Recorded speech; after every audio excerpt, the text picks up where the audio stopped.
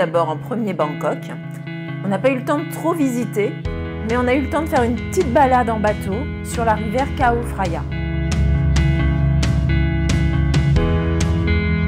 On a pris le métro pour visiter le centre-ville en tuk-tuk. Il faut savoir que Bangkok, c'est une ville avec 10 millions d'habitants et énormément de trafic.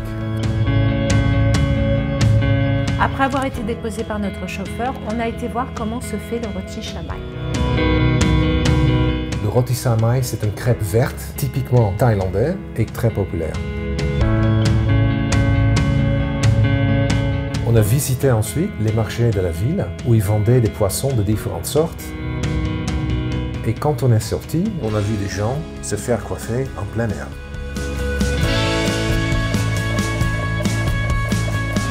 Dans le quartier de Patuan, on y a découvert par hasard la ferme aux serpents. Qui était ouvert à l'occasion de la journée des enfants.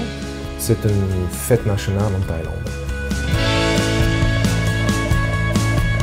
Après un retour à notre hôtel en bateau, on a été boire un milkshake coco. Après, on a été à la piscine se rafraîchir sur le toit de notre hôtel.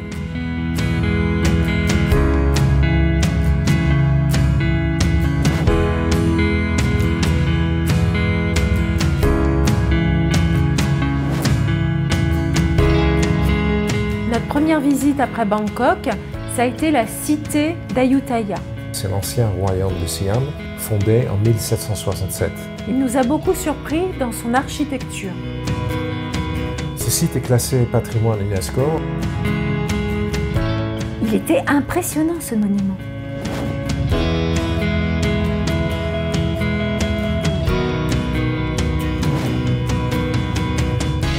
Lopburi, c'était incroyable. On n'aurait jamais vu autant de singes dans la ville. On avait l'impression que les singes étaient rois et que c'était eux qui dirigeaient la ville. Ils étaient partout, dans les parcs, dans les temples, et à un moment donné, ils sont même basculés sur Véronique. En direction du parc Khao Yai, on s'est arrêté pour faire une pause. On a vu des singes voler de la nourriture dans les voitures et sur les terrasses. On a continué notre balade à la recherche de l'endroit qui a servi de lieu de tournage pour le film La Plage. C'est une piscine naturelle et franchement, ça nous a donné envie de nous reposer là-bas.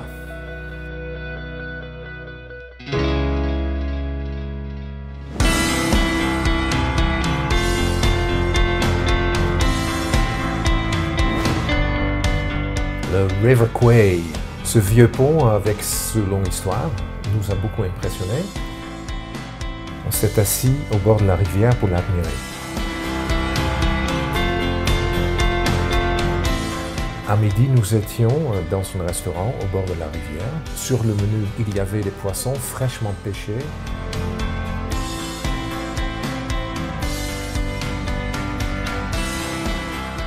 Après notre déjeuner local, on a visité la continuité du chemin de fer. Ce chemin est appelé le chemin de la mort. 2 milliers de prisonniers sont morts lors de la construction du pont et ils sont morts dans des conditions de travail très difficiles.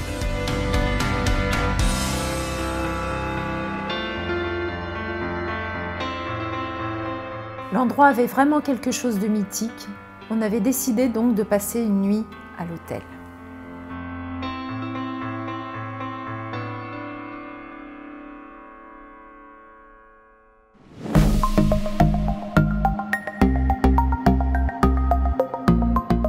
Le lendemain, nous avons décidé de continuer notre route en direction du parc Erawan.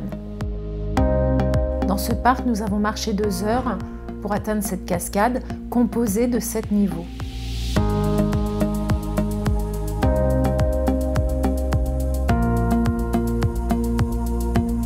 À la fin de notre randonnée, on a fait une pause pour profiter du dernier niveau.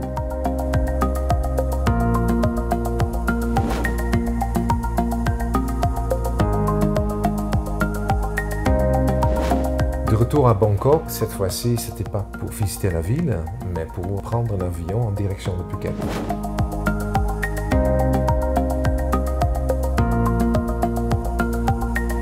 Arrivé Arrivé à Phuket, on a loué une voiture pour ensuite partir en direction de Krabi.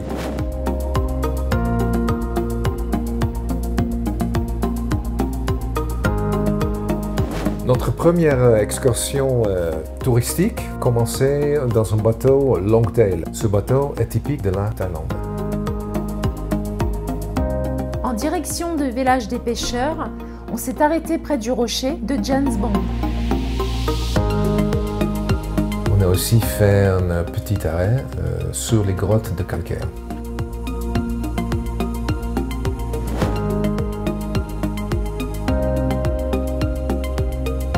Le village des pêcheurs, Koh Phangai, mérite vraiment qu'on s'y arrête pour l'explorer. Ce village flottant a été fondé au XVIIe siècle par des pêcheurs venant de l'île de Java. Une balade dans la petite ruelle, franchement, ça vaut le coup. On y retrouve les villageois, la vue sur la baie pendant la marée basse et plein de maisons sur pilotis. On était pratiquement les seuls touristes dans ce village et tout ça nous a permis d'explorer en toute tranquillité.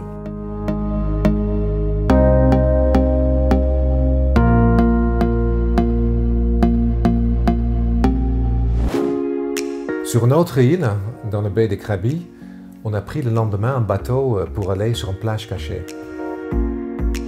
Cette fois-ci, on n'était pas seul sur le bateau, on était avec d'autres touristes et l'ambiance était plutôt sympa. Le trajet prenait 45 minutes pour aller sur l'île et pendant ce temps-là, on a profité de la mer et du soleil.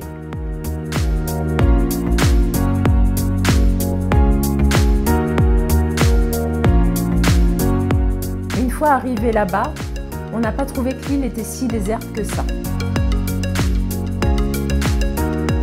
Il y avait plein de touristes donc sur cette plage. Par contre, ça n'a pas empêché un varan de se manifester.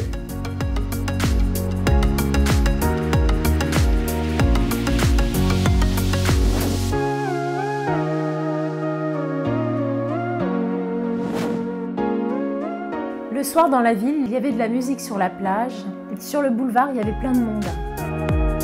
Ça ne nous a pas trop gênés parce qu'on savait que le lendemain, on allait passer sur l'île de Koh Phu. C'est une île dépourvue de touristes.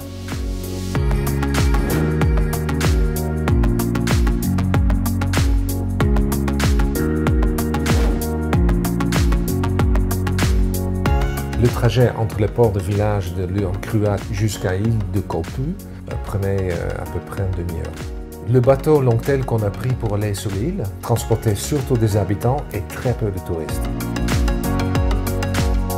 Sur le bateau, des gens embarquaient avec toutes sortes d'objets. Ils amenaient leurs motos, leurs frigos, plein de choses. Jusqu'à l'arrivée, on a fait plein d'images, on a filmé l'île de Koh Phu. Arrivé au port, on a débarqué et Peter a payé et on a loué un scooter. Pour pleinement profiter de cette île, le meilleur moyen, c'est le scooter. L'essence n'est pas chère et il y a une seule route qui parcourt toute l'île et il est en très bon état surtout. Nous avons visité beaucoup d'endroits, d'hôtels, pour boire un verre, déjeuner, dîner. Et on a pris aussi, bien entendu, un lodge pour dormir le soir. Pour le reste des 3 jours, on a pu visiter toute l'île. Il y a beaucoup de petits villages, de belles végétations, de petites maisons sur pilotis pour pas que les animaux rentrent dans les maisons. Tout est en hauteur.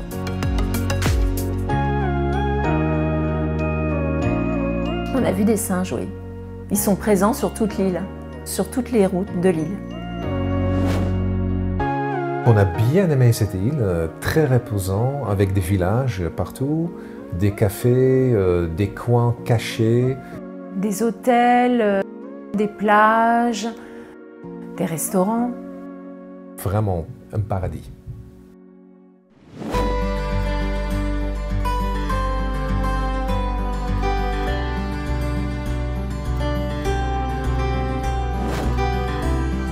Avant de reprendre notre vol pour Phuket-Bangkok, on a passé notre dernière journée dans un paillote près de Krabi. Pour nous, cette journée était une réflexion sur les jours qu'on a passés dans ce pays. Une dernière baignade dans la piscine, une dernière vue sur l'horizon carte postale, une dernière vue sur ces superbes plages de ce pays.